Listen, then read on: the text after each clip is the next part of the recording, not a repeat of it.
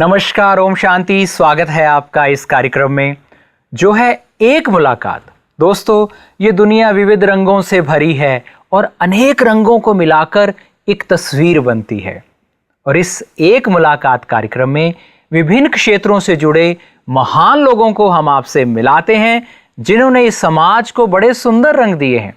और विज्ञान एक ऐसा क्षेत्र है जिसे आज कोई भी छूता नहीं रहा है। और आज के जो हमारे खास मेहमान हैं वो भारत के जाने माने वैज्ञानिक हैं, साइंटिस्ट हैं, डॉक्टर साईं बाबा जी कल्पक्कम से एटॉमिक सेंटर से हमारे बीच पधारे हैं। BARC ट्रेनिंग स्कूल के आप हेड हैं और आपको अनेकों ही सम्मान प्राप्त है। हमें बड़ी खुशी है आज हमारे बीच पधारे हैं, हमारे सम्माननीय हैं। आइए आज करते हैं उनसे मुलाकात एक मुलाकात में। डॉक्टर साईं बाबा, स्वागत है आपका। मैं सबसे पहले ये आपसे जानना चाहूँगा कि आपको यहाँ आकर कैसा महसूस हो रहा है? हमने आज यहाँ आके बहुत पीसफुल रहा। जैसे मैं बहुत ऑफिस के काम में और बाकी काम में बहुत बिजी रहता हूँ जी। सो हमने डिसाइड किया कि 2 दिन हम यहाँ आके शांत पे रहें। इस बार मैं मेरा बीवी के साथ भी आया हूँ। मेरा बीवी भी मेरे साथ वही ऑर्गेनाइजेशन में साइंटिस्ट है। पहले तो यह वातावरण बहुत अच्छा है, लोग बहुत प्रसन्न दिखता है। जैसे जिसको भी मिले, जैसे जिस प्रसन्नता, हैप्पीनेस एंड कॉर्डियलिटी, ये हमको बहुत अच्छा लगा। एंड बहुत डिसिप्लिन भी रहा जी। तो ये तो बहुत हमको बहुत अच्छा लगा। एंड ये कॉन्फ्रेंस का थीम भी अच्छा है। तो लग रहा है कि ये कोई दूसरा जगह है। जैसे स्वच्छ भारत की बात कर रहा है, जो तो स्वच्छ भारत तो यहाँ है जी। तो सबसे बड़ा लोगों का वो अच्छापन ना, जैसे वो मुझे बहुत अच्छा लगा। जैसे फ्रेंडलीनेस है वो तो शायद वो शुरुआत है वो अच्छा फीलिंग के लिए। वैसे भी आप साइंटिस्ट हैं, वो एक बिल्कुल अलग जगत होता है। आध्यात्म बिल्कुल एक अलग जगत होता है, तो इसलिए आपको भी वो बिल्कुल अलग लग रहा होगा आके। जिस डिपार्टमेंट से हमारा है जी, नेचर का बहुत इम्पोर्टेंस देते हैं जी। जैसे आप कभी एटॉमिक एनर्जी का लैब में जाएं और कुछ आपको लगेगा कि वह वातावरण का भी हम भी बहुत ख्याल रखता है। वैसे कहा जाता है कि अगर आध्यात्म और विज्ञान का समन्वय हो तो बहुत बेहतर होता है।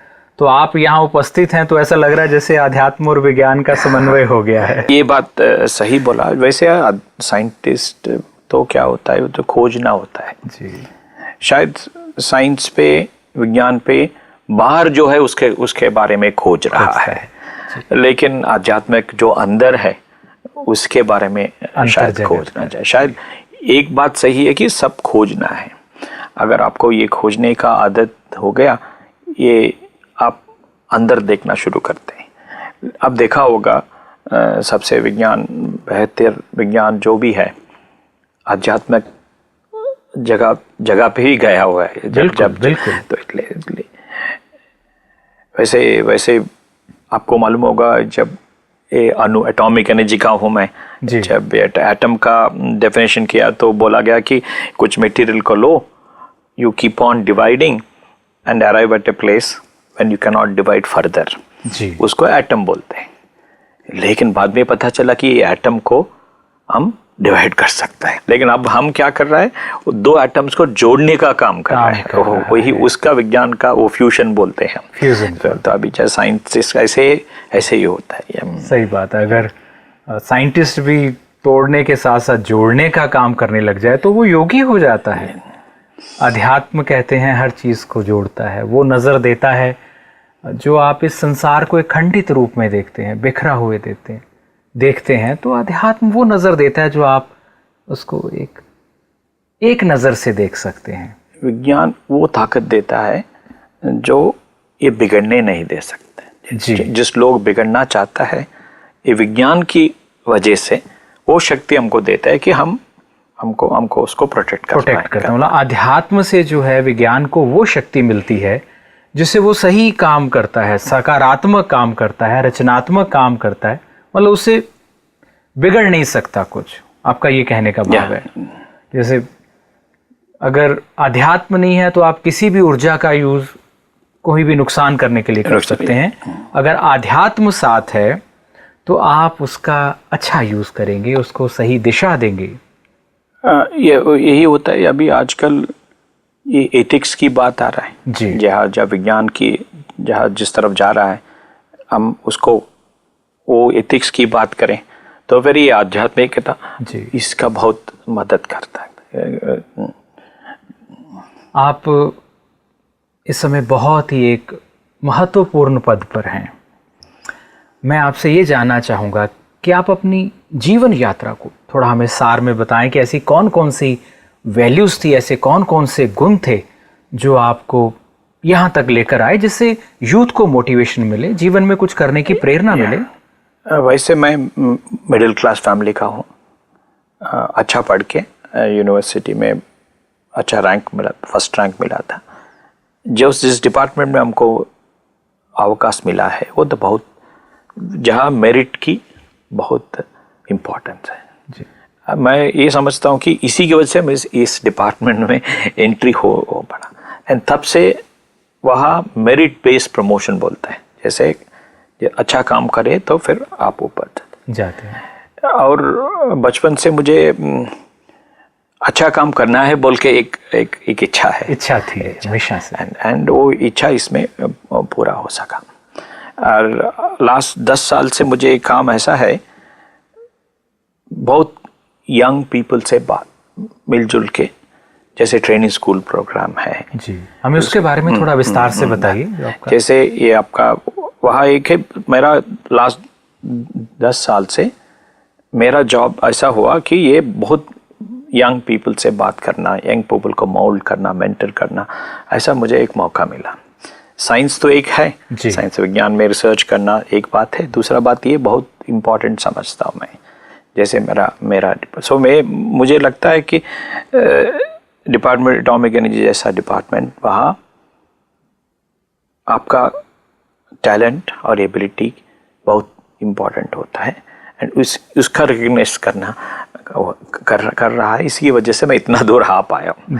एंड मैं इसी में से सबको मैं बोलता हूँ कि इंडिया में बहुत सी जगह ऐसा है जहाँ merit based admissions, merit based progress हो सकता है जी।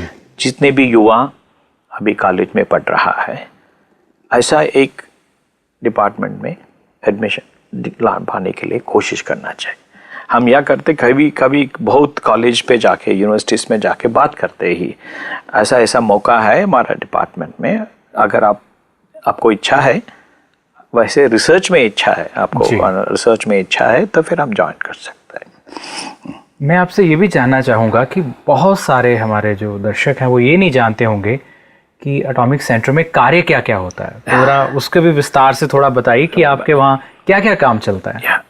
कुछ न्यूक्लियस ऐसा है, कुछ वो न्यूट्रॉन से इंटरेक्ट करने के बाद फिशन होता है जी। ये फिशन होता है, बहुत सा एनर्जी भी देता है जी। ये डिपार्टमेंट एटॉमिक एनर्जी का रिसर्च सब ये एनर्जी को कैसे हम यूज करें, जैसे कंट्रोल्ड चेन रिएक्शन बोलते हैं, जैसे न्यूक्लियस लेके न्यूट्रॉन से इंटरेक्ट करके न्यूक्लियर फिशन होता है। ये फिशन होने के बाद ज़्यादा न्यूट्रॉन्स आता है, ये न्यूट्रॉन्स की वजह से एक चेन रिएक्शन बनता है। ये uncontrolled chain reaction is a nuclear explosion, a controlled chain reaction is a nuclear reactor जी। पूरा रिसर्च हम इसमें ध्यान दे रहा है कैसे इस एनर्जी को यूज करें। सो पूरा रिसर्च ये टेक्नोलॉजी को मास्टर करने के लिए। मान लीजिए आप इसको कंट्रोल करने में पूरा कामयाब हो जाते हैं तो उससे क्या क्या चीज़ों में ये काम आ सकती है एनर्जी? नहीं, एक तो इलेक्ट्रिसिटी प्रोडक्शन में। ओके। वैसे इंडिया अभी आप ये पोल्यूशन के बारे में सुना होगा, कार्बन डाइऑक्साइड को कम करना पड़ता है। जैसे कोल को बंद करेंगे तो कार्बन डाइऑक्साइड आएगा, एनर्जी पे आएगा, लेकिन फिशन हो गए तो कार्बन डाइऑक्साइड नहीं आएगा। और ये एनर्जी का, अगर आपको क्लीन एनर्जी चाहिए तो फिर ये एनर्जी का एक तो एनर्जी है, जहां हम काम कर रहा है वहाँ मोस्टली फास्ट रिएक्टर्स बोलते हैं। ओके। इसके बारे इसी में हमारा रिसर्च है। पूरा टेक्नोलॉजी, जैसे पूरा टेक्नोलॉजी ऑफ द रिएक्टर्स, इसमें हमारा रिसर्च सेंटर ध्यान देता है जी। लेकिन बहुत सा यूजेस भी है ये न्यूक्लियर का। वो जहाँ मैं काम कर रहा हूँ वो उसका काम नहीं चल रहा है, लेकिन अभी बॉम्बे में, BRC में एंड अदर प्लेसेस में इसका मेडिकल एप्लीकेशन पे बहुत है। मेडिकल आइसोटोप बनाना है, जहाँ भी जाओ आप मेडिकल आइसोटोप का चाहिए तो आपको यही हमारा डिपार्टमेंट से ही बनता है। हमने पुराने जो हमारे स्क्रिप्चर्स हैं उनमें पढ़ा है कि विमान उड़ा करते थे, तो आपको लगता है कि एटॉमिक एनर्जी से ऐसे कुछ विमान उड़ सकते हैं? इसका तो यूज आपका हवा में नहीं हो रहा है लेकिन पानी में हो रहा है। सबमरीन के बारे में सुना होगा, जी। न्यूक्लियर सबमरीन बोलता है। तो इसमें हमारे इंडिया में अपना इंडिजिनस टेक्नोलॉजी बनाया, जहाँ एक रिएक्टर यूज करके पानी के अंदर जा सकता है। तो इसका आपने जो हवा की बात कर रहा है, में भी आने वाले वक्त में ऐसा हो सकता है। इतनी ऊर्जा उसमें जो बन रही है, आप कहते हैं इतनी एनर्जी प्रोड्यूस होती है, और अगर ऊर्जा को सही तरह से हम यूज कर पाएं, उसको कंट्रोल कर पाएं, हम क्या सोचते हैं कि जैसा एक स्मॉल रिएक्टर होना चाहिए जी, इसमें एनर्जी आएगा, इसको यूज करना चाहिए जी। तो अगर आप लॉन्ग डिस्टेंस जैसे मार्स जाना चाहते हैं या कोई जाना चाहते हैं, वहाँ शायद आप सोच सकता है कि लेकिन अभी एरोप्लेन में आपको इसमें यूज करना है तो फिर उसको छोटा सा बनना पड़ेगा, उसका दूसरे तरह का, और उसको बीच में रोका नहीं जा सकता है, रोका जा सकता है। अभी वो जब चाहे आप वो रिएक्टर को चला सकता है, वो उसका टेक्नोलॉजी हमने मास्टर किया था। तो बहुत अच्छी बात है। तो एक शुभ समाचार भी हो सकता है, अच्छा विचार भी हो सकता है कि अगर कोई इस तरह से सोचे और ऊर्जा का सही इस्तेमाल बहुत सारी हम चीज़ें, विमान या आपने कहा सबमरीन है, इनमें भी कर रहे हैं और विमान में हो सकता है, तो बहुत अच्छी बात है। क्योंकि हम अक्सर जो सुना करते हैं ऐसे कि बिना कार्बन डाइऑक्साइड नहीं कोई यूज होती है या विमान उड़ते हैं, जैसे सोलर का तो अभी हमने पीछे सुना कि सोलर के विमान नहीं वही जस्टली क्या बोलना चाहता हूँ कि long distance voyages, space travel में ये काम आ सकता है। कुछ आइसोटोप्स होता है जहाँ हीट एनर्जी देता है, उसको अभी लॉन्ग डिस्टेंस में यूज कर रहा है। जैसे हो सकता है कि सोलर का कुछ ऐसा जगह हो जो सोलर का यूज नहीं कर पाए, तब ये काम आता है। तो वैसे तो आप बहुत बड़े विद्वान हैं, इतनी एजुकेशन है, ट्रेनिंग देते हैं, फिर भी मैं आपसे एक बात पूछना चाहूँगा, कौन सी एक ऐसी चीज़ है जो आपने यहाँ आकर लगा कि आपको नहीं मिली है, कुछ नया सीखा है? हम्बलनेस सीखा है। आई थिंक यहाँ हम्बल होना चाहिए लोग, जितना भी आप अचीव करें, हमको लगता है कि हम तो कुछ भी नहीं है। तो ये तो जब आप बोलते हैं कि हम बहुत विद्वान है, तो हमको नहीं लगता है कि ऐसा। हमको यहाँ आके देखा तो जितना आप सर्विस कर रहा है, पहले मैंने हम्बलनेस सीखा है, जैसे जितना भी करें वो कम है। और कहते सच्चे विद्वान की जो निशानी है वो हम्बलनेस ही होती है, वो निर्माण होता है। आपको लगता है कि यहाँ जो मेडिटेशन की बात की जाती है, वैल्यूज़ की बात की जाती है, आपके डिपार्टमेंट में इसका जो है कुछ इस्तेमाल हो सकता है, इससे कुछ फ़ायदा हो सकता है? मैं इसका आंसर इन 2 पार्ट्स देता हूँ। पहले मेरे ख्याल में ये वैल्यू एजुकेशन सिस्टम इज़ बहुत इम्पॉर्टेंट है। जैसे ब्रह्म कुमारी इसमें ये चला रहा है वैल्यू एजुकेशन सिस्टम, ये तो बहुत अच्छा है।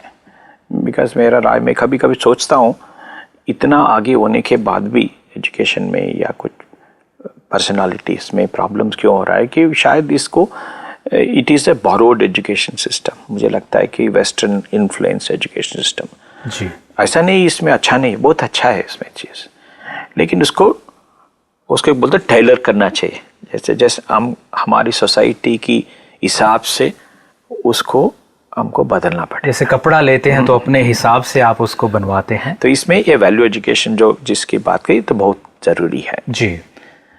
जब ये आप हमारे डिपार्टमेंट में कैसे यूज़ कर सकता है ऐसे बात करेंगे, तो हम क्या लगता है कि हम कुछ special lectures, special interactive sessions हम अरेंज करते हैं बच्चों का जी।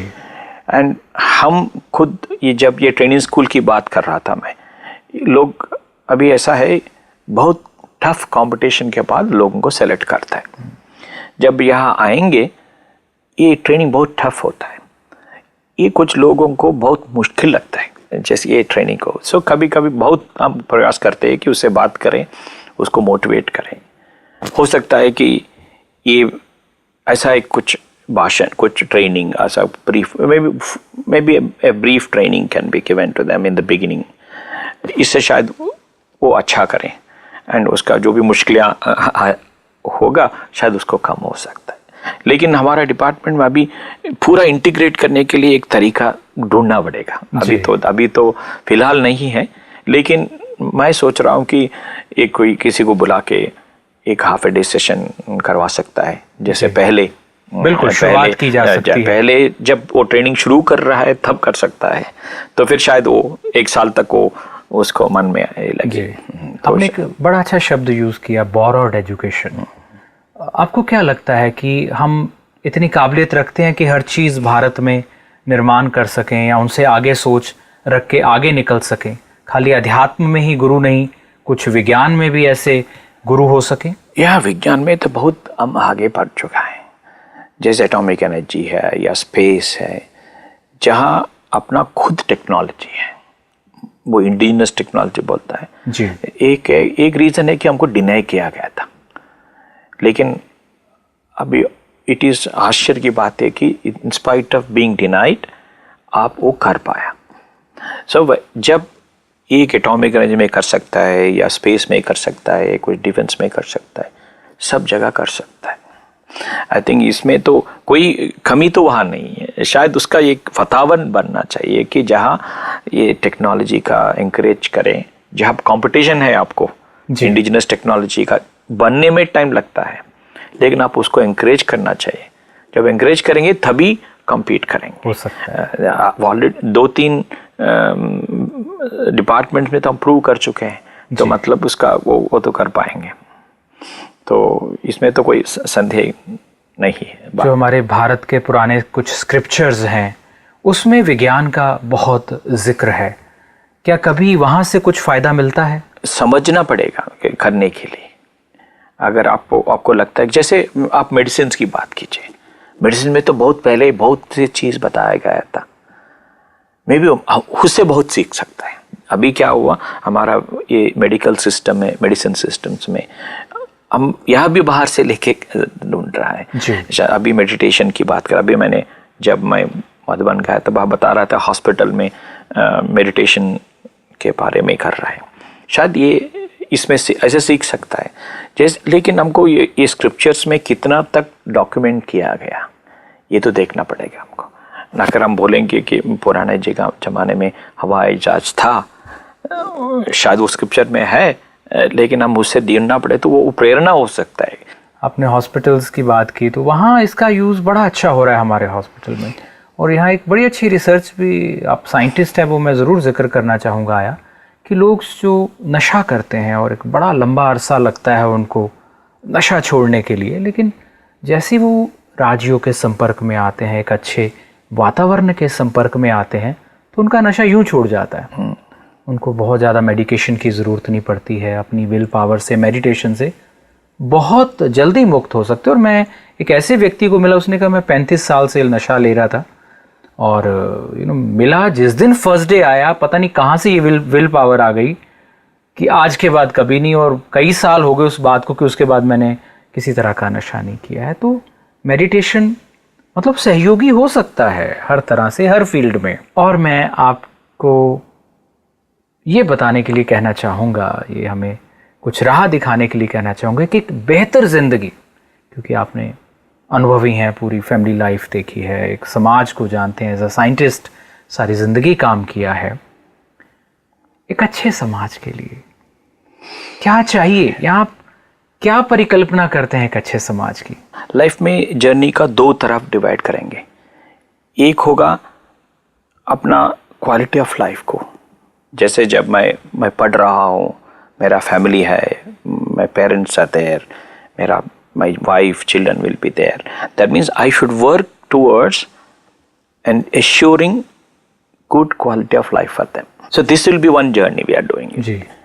But when you do this journey, you should not forget that there's something inside, and that inside is what. So ये क्वालिटी ऑफ लाइफ के लिए सब लोगों को मौका मिलना चाहिए. जहाँ गरीबी है, मौका नहीं है, तो फिर आपको हैप्पीनेस नहीं होगा। अगर आपको हैप्पी सिचुएशन क्रिएट करना है सोसाइटी में, लोगों को खुशी देखना चाहता है, तो फिर पहले तो उसका मिनिमम रिक्वायरमेंट्स तो पूरा करना। ये पूरा करने के लिए मौका होना चाहिए। ये मौका कैसे होगा? अच्छा ही पढ़ाई हो और अच्छा रोजगार मिले, फिर अपना वो मिनिमम रिक्वायरमेंट्स मिलेगा। शायद ये प्रोसेस में हमको राह दिखाना है कि जिंदगी सिर्फ यही नहीं है, ये बहुत दूसरा भी है। क्योंकि जितना पैसा हम कमाए तब भी हैप्पी नहीं होंगे, क्योंकि ये अब एक ही तरफ देख रहे हैं। तो शायद ये मिक्सचर होना चाहिए। एवरेज सिटीजन को उसका मिनिमम रिक्वायरमेंट्स मीट करने के लिए विदाउट स्ट्रगल हम मौका देना चाहिए।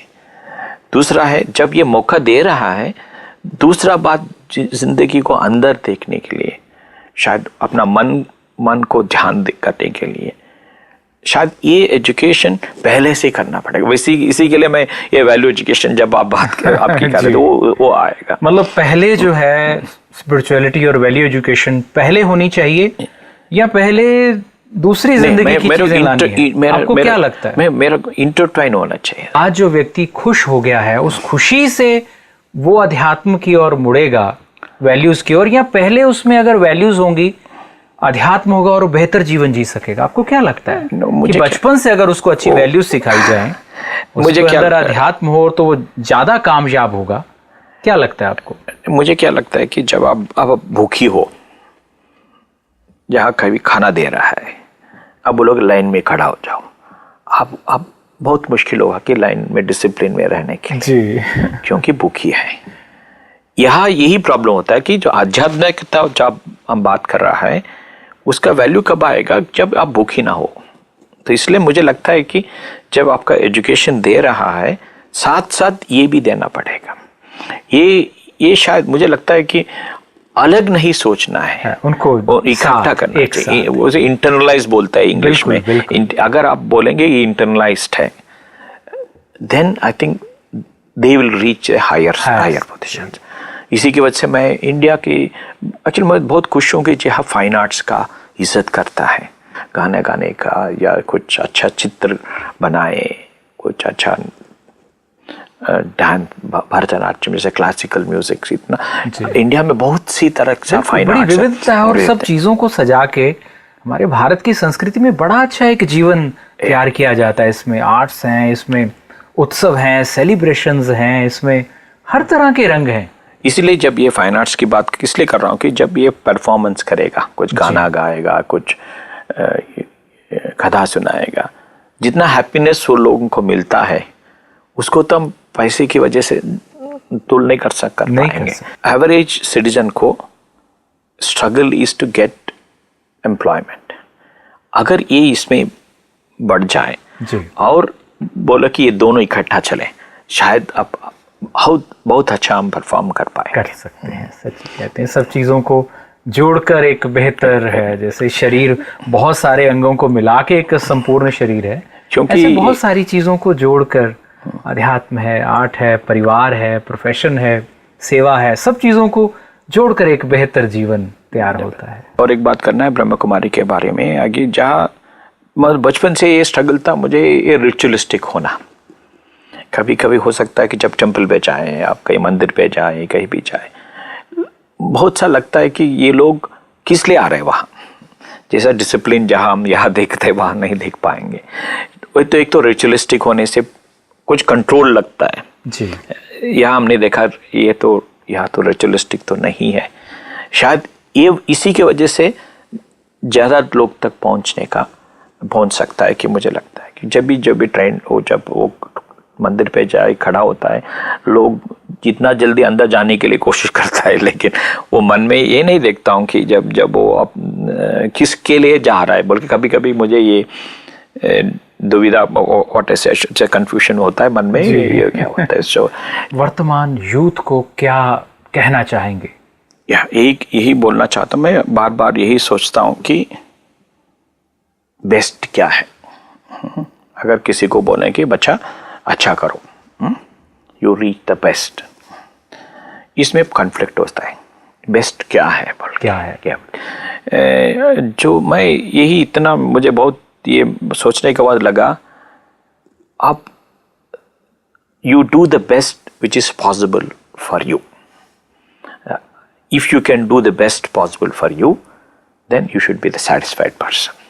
सब यूथ को मैं ही बोलूँगा कि पहले वो अंडरस्टैंड करें, वो सोचें कि वो बेस्ट क्या है उसको, आज उसकी एबिलिटी क्या है बेस्ट करने के लिए। अगर आप एबिलिटी की हिसाब से पूरा मेहनत किया, फिर आप खुश रहेंगे और कल वो एबिलिटी बढ़ भी सकती है, एक एथलीट की तरह।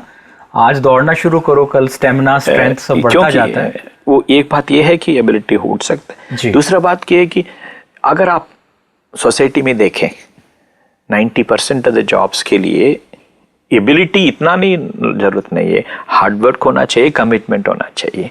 सो मुझे लगता है कि यूथ को आशा ये रखना चाहिए कि बहुत से मौका मिलेंगे हमको, लेकिन आपको इतना करो कि give the best what you can do, and then that I think would take you to your successful path. Doctor साहब, बहुत अच्छा लगा आपसे बात करके। आप हमारे पास आए, यूथ को प्रेरणा दी, इतने अच्छे विचार हमसे शेयर किए, अपने अनुभव शेयर किए, आपका दिल से शुक्रिया है।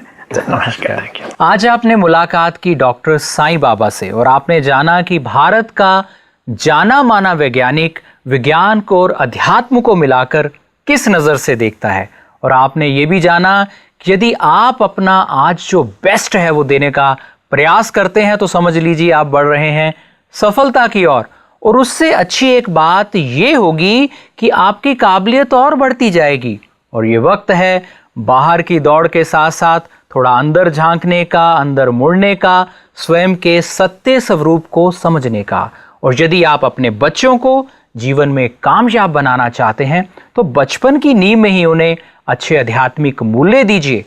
ऐसा होगा तो जीवन को कोई भी आकार दे सकते हैं आप, किसी भी प्रोफेशन रूपी इमारत को उसके ऊपर खड़ा कर सकते हैं। वो बच्चे सफल होंगे क्योंकि आध्यात्मिकता एक सकारात्मक ऊर्जा है, और आप इस ऊर्जा के साथ जिस भी क्षेत्र में जाएंगे सफलता में सहयोगी होगी आपकी सारी कायनात। और एक बार फिर हम आपसे मिलेंगे किसी खास मेहमान के साथ, और कार्यक्रम होगा यही एक मुलाकात। नमस्कार, ओम शांति।